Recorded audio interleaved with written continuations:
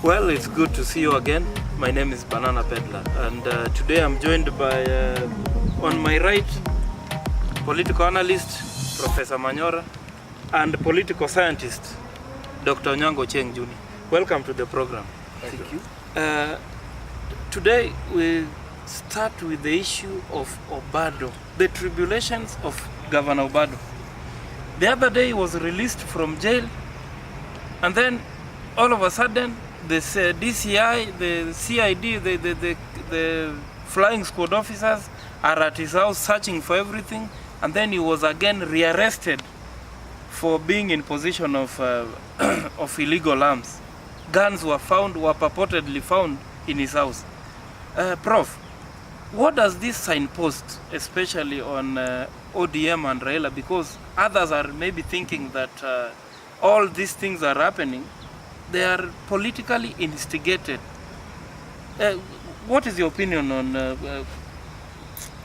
You see, despite the fact that Obado is a politician, the issues facing him are criminal in nature. And as usual with the criminal things, at some point you'll either be found guilty or you'll be acquitted.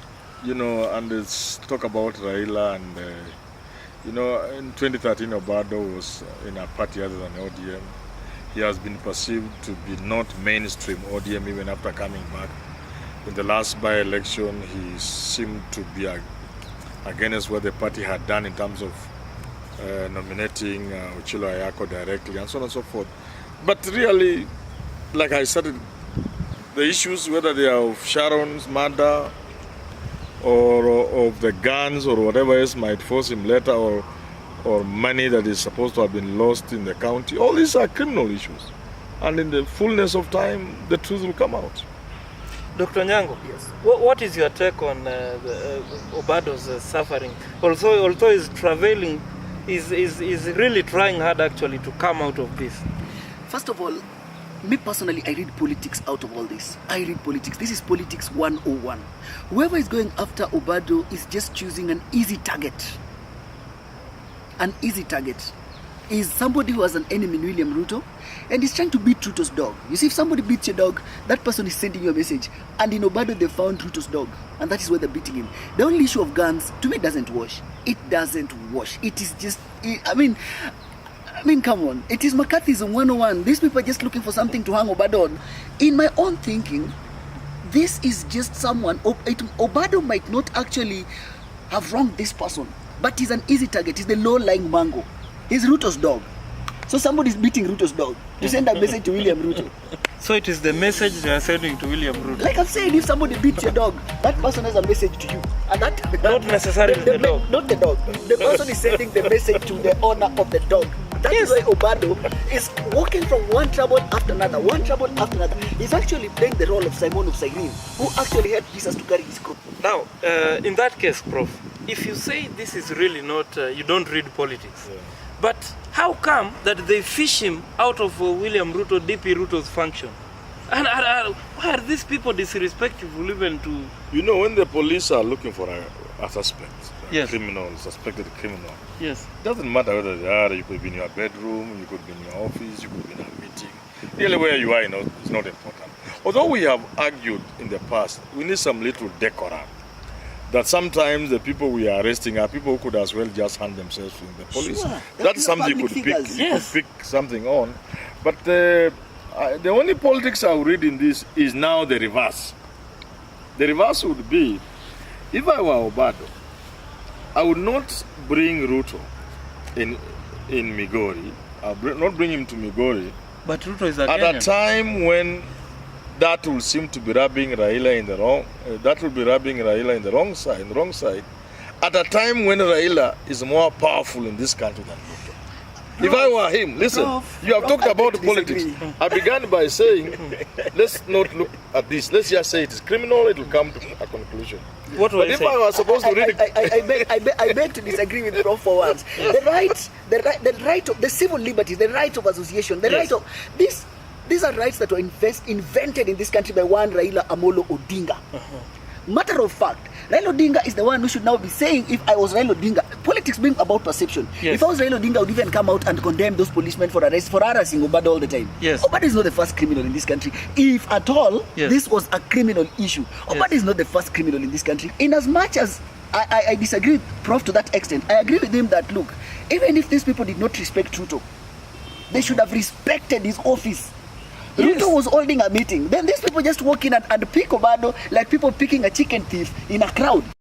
A public figure. Yes. That is number one. Obado is a licensed Just a phone call away, and he he'll goes show to the up, police station. and he'll show up. And that is why I'm still insisting that Obado was just Ruto's dog being beaten to send a message to Ruto. You don't work in a function where the vice president is holding a meeting and then you pick the deputy chair in that function. Given the crowd they pull. Let me say this because he interrupted me before I finished. What I was saying is, Yes. in politics, politics, you have to be very smart. You need to be tactful. And I said, Obado inviting Ruto and the things that were said, they are being said in a manner in which they were said, and the things Obado said. Obado should have known this will have some bearing in Luo Nyanza politics. You are actually attacking Raila with his sworn enemy. Ruto really, let's say, is his enemy, definitely. Because a man who is going after the same post you are looking for in the politics is naturally your enemy of sorts, in quotes. So I was saying, if Obado had been smart, he would not have done what he did. Because the truth in this country today is that after the President of the Republic of Kenya, Uhuru Kenyatta, the second most powerful person is Raila Odinga. That is true. I So don't take exception you wouldn't, to that. if I were Obado, Yes. and with the problems I have, I would not invite more problem by rubbing Raila the wrong side. That's what I meant. But you see, people are asking now that suppose if it is Raila who is doing this and he is not president now. So people are even cautious that maybe if he were president and somebody maybe tries to go against him, he will do even worse. But that is not the case. No, you cannot be allowed to stop it there because you are trying to suggest that Raila did it. No, it is the people. It is people. It is not myself. A few, one or two people I had is somebody related to Obado saying that. What would Raila gain by? But let me ask by you, doing it? let me ask, is Obado's case so urgent that they can go for him?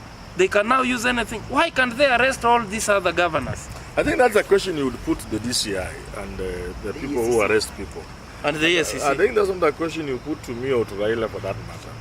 The people who choose who to arrest. We all know, we live in this country. We all know if you are looking for a governor who is clean, you really have a big task.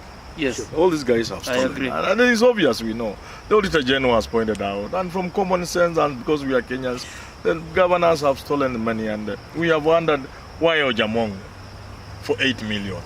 We have wondered why picking Mwangi like a common criminal. We have wondered about others.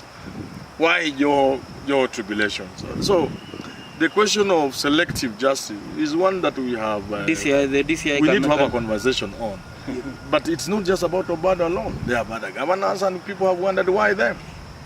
You get what I'm saying? Dr. Onyango Ochieng Jr. Yes. Why Obado? Other governors are also. And I am also asking myself why Obado. Actually, the Auditor General, through his various reports, has said countlessly that the amount of money looted in this nation per year is 600 billion. Yes. 2.5 billion out of 600 billion is a teaspoon in an ocean. Is a teaspoon in an ocean. So what I'm asking myself is, why Obado? I mean, these are serious conversations that we need to sit EACC down and the DCI. And personally, if I was talking to the President of the Republic of Kenya, I would tell him this man EACC, it's actually amorphous, it is bogus, it is directionless, it is rudderless, it is biased, it is, in my own thinking, they're economic gangsters. They're actually gangsters. I think they're just sleeping with these criminals. That's why they're trying to distract us by chasing Obado for 2.5 billion. These are allegations, actually. By chasing Obado for 2.5 billion and leaving these other people who stole. Actually, do you know that 600 billion Kenya shillings is the budget of Rwanda for almost 3 years? Yes. And today, if they were recovered this money, we would not be begging China for loans all the time, that now is soon turning us into slaves. But they're not interested in this. These people are just interested in how do we call it? In how would I prove it? They're interested in this thing of scoring, goal scoring. Unfortunately, they're scoring own goals. In the last dispensation, how much was stolen? That today now, they've embarked on a last in, first out approach. Instead of first in, first out, they start with the criminals again, in the last dispensation. You see, Banana Peddler. Yes. With these things, the fact that somebody else has stolen can be no reason or excuse for you not to be arrested. If you were to approach the administration of justice in that manner, then nothing will move. But why the fact that 10 other thieves are outside there doesn't mean you can't be arrested. The issue here is threefold. It is vendetta, it is witch hunt, and it is the reckless. Why do it selective?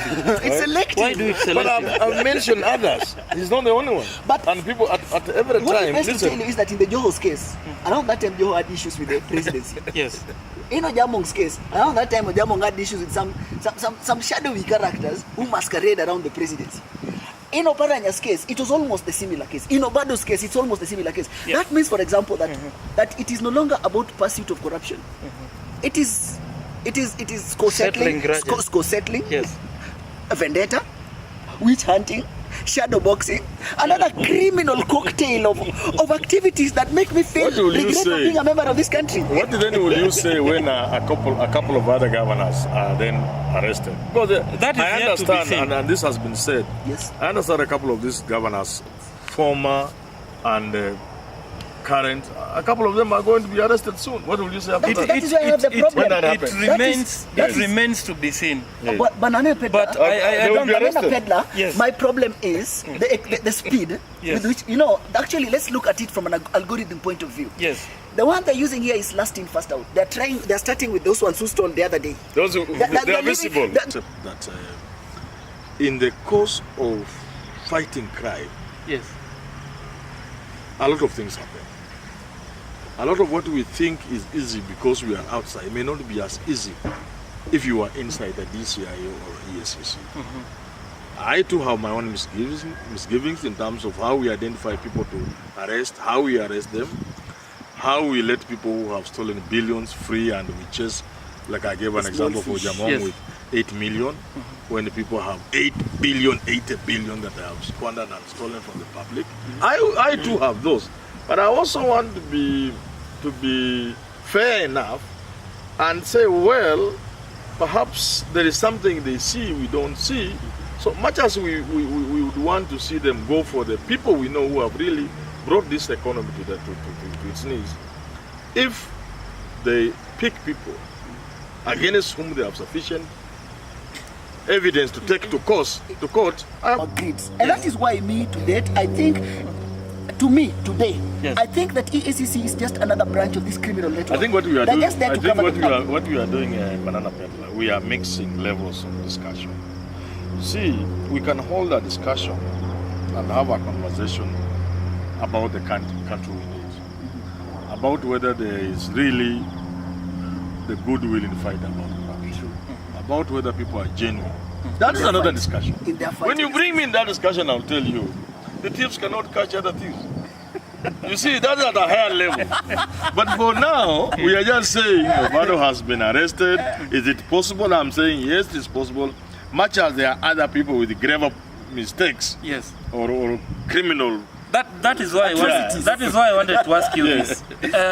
Don't you think that maybe what is happening to Obado now? Yes. How does it augur with the party, for example, ODM party, and Raila Odinga's reputation? What is it? You see, politics is about perceptions. In some parts of Migori, there are those people who believe Obado is being persecuted, and the person directing this persecution is Raila Odinga. Yes. That is there. It will have its own... No, not even Migori. In Luo, Nyanza, and even generally in the country. Yes. It will have its own repercussions and consequences. Yeah. I'm one of those people who believe if Obado was not in jail at the time the by-election was going on, I don't think Nani would have won. Ochilaya. So that is to say, these things will have their consequences. But again, politics is a game of dynamics. Yes. If by the time we get to 2022, Raila is a presidential candidate, if you try to say anything against him, even in that Migori, people will beat you up. I agree. Onyango Ochieng Jr. Yes. What does it? How do people now take ODM and Raila Odinga in general? Sincerely, this thing has really dented the parties. In relation to Obado's tribulation? This thing has really created that misconception. I'm very, very much unequivocal by saying that it is a misconception. Actually, a crime did happen, and under any circumstances, suspects must be there. Yes. Under any circumstances, suspects must always be there.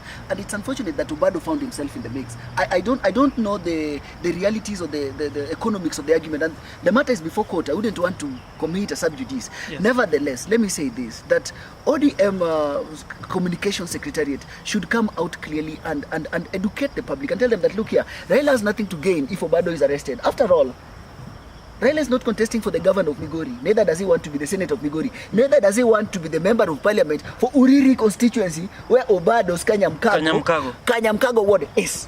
Alright? Yes. But now you see politics being about perception, and today we live in a world of fake news, half-truths. It's called fake news, alternative facts, and the other one I've forgotten. Yes. So these things will be there. As to if they'll hold water, I don't know. It will depend on how long the case of Obado goes. The case of Obado starts in February and ends in March. March. In the right perspective. Yes. There will be people who will say Raila was involved, but they will be so insignificant. And In like, terms of numbers, they are insignificant. and And like I've Prof, said, even if they were... But you know, that is our perception. Even if they were significant. And I've said that depending on how politics in this country plays out, if the way I see it is the way it will come out, that Raila will be a presidential candidate, perhaps with the backing of the system. yes, it will be. These are small. What happens is that people, something happens, it has indeed happened, then it's left for interpretation of any other person. That is how Trump managed to be the president of America. Yes. So Raila Odinga must not go to sleep brushing such kind of things under the carpet. The problem that we've always had with ODM is low voter turnout in its strongholds, and such kind of things might affect voter turnout. Look at the recent Migori senatorial by-elections. Yes. Ochilo won with 85,000 votes. Yes. This is after Baba took 3 days Campaigning for him. and marshalling the entire ODM constituency. Baba has a lot of haters here. Entire ODM constituency to summon it. Eddie got 60,000 votes. Yes. In the previous elections, that is last year, Yes. Ochilo got over 100,000 votes as an independent candidate, Yes. fighting Baba, who was then campaigning for Obado. Yes. While Eddie Muok got 40,000 votes. If you Yes. look at this, it means that Ochilo got around 25,000 votes. Yes. And the other 60,000 is Baba, who physically brought it in 3 days of serious refuse to turn up to vote. What happens? We will be back again crying that elections have been stolen, that what did not what. So to avoid all this fallout, Baba needs to come out categorically and state that I have nothing to gain from tribulations of Obado, that I cannot set him up. The ODM communication team should come out strongly, the likes of Etale and the rest, and say that, look here, Baba has nothing to gain, ODM has nothing to gain. We cannot end here without me saying this. That Baba cannot stoop that low.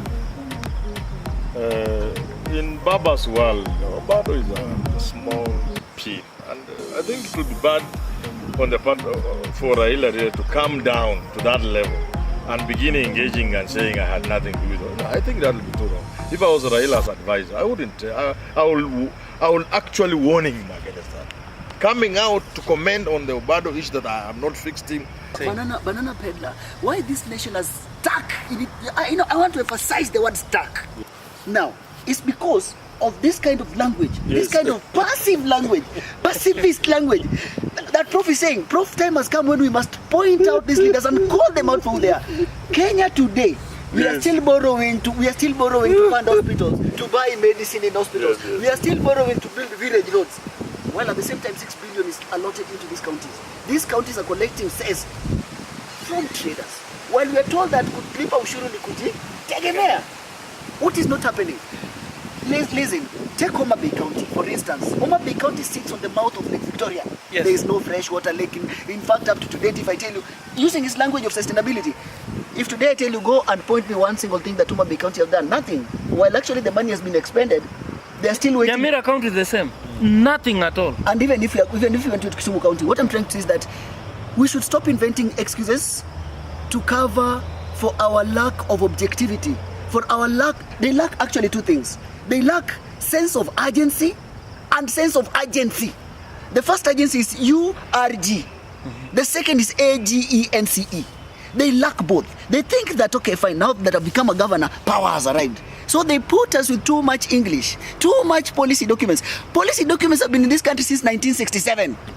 All right? Since 1965. We have policy document number what of 1965. So there's nothing, they're not reinventing the wheel. These things are there. We are sick and tired of the governor is launching. The governor is launching. The governor is launching. He's launching the new song in town. Is it the new orchestra? So that we know, okay, fine, we elected an artist who should be a standalone comedian.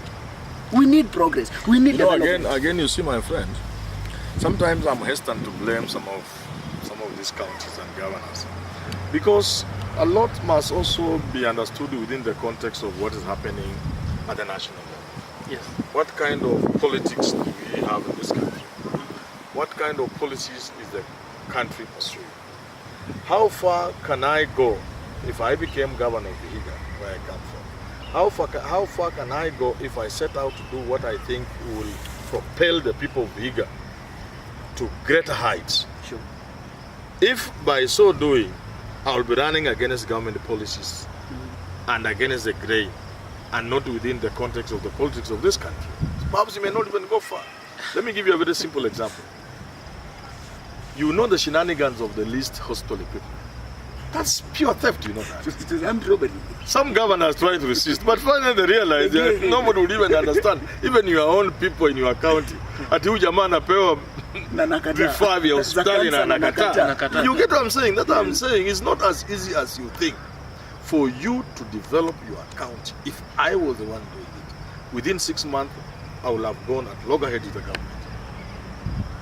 And they will make it impossible for you to work. Much as even at national level, you know, we need to be very careful. Even at country, if I was the president of this country and I chose to make Kenya a model country in the next 10 years, I will go and I'll get a lot of opposition from establishment, world establishment.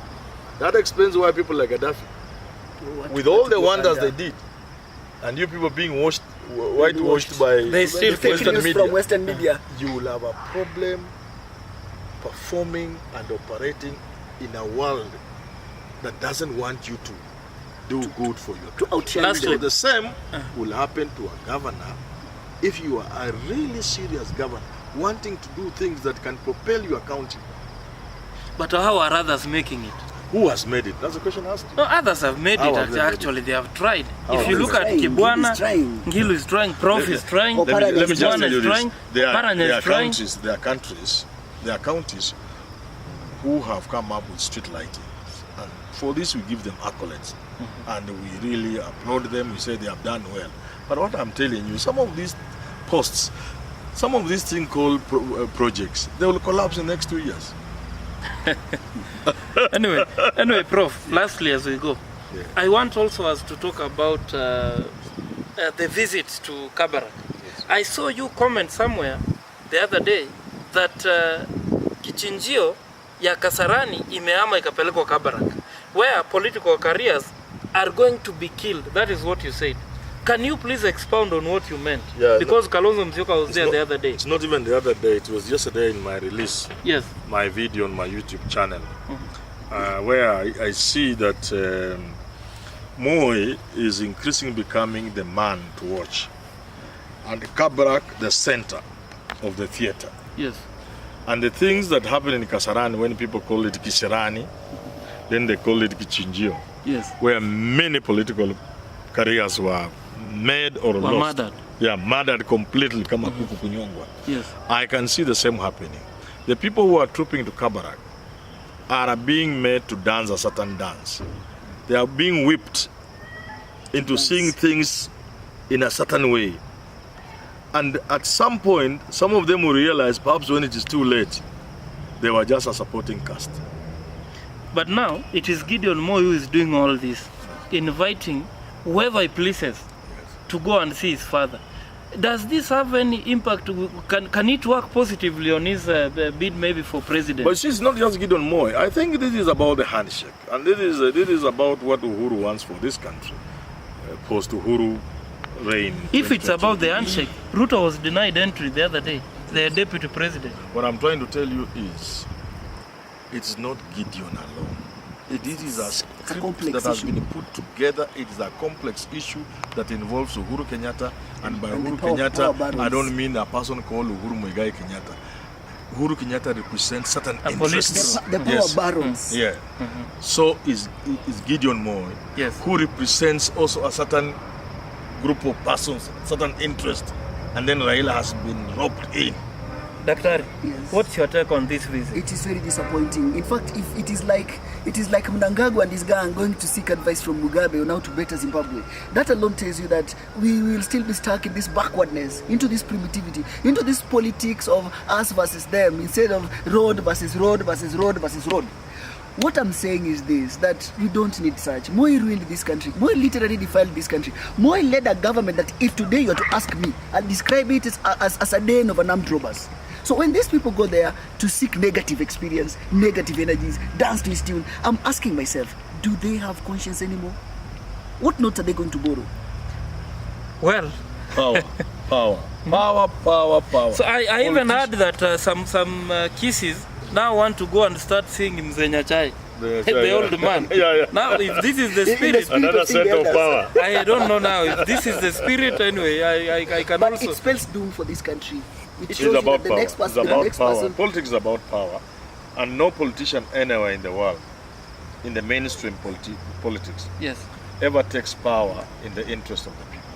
That's why the only leaders who have brought visible change in society have been revolutionary leaders who have not ascended to power through the democratic process. That is very There true. are people who have a vision and they cannot be elected into office. They find a revolutionary way. Mao Zedong. Then they consolidate You know, others in Russia. I agree, Lenin, Prof. I agree. Everywhere. I agree. Well, I think it is now, at least we've shed some light on some of these issues, especially on Obados and whatever. Now, until next week, my name is Banana Peddler.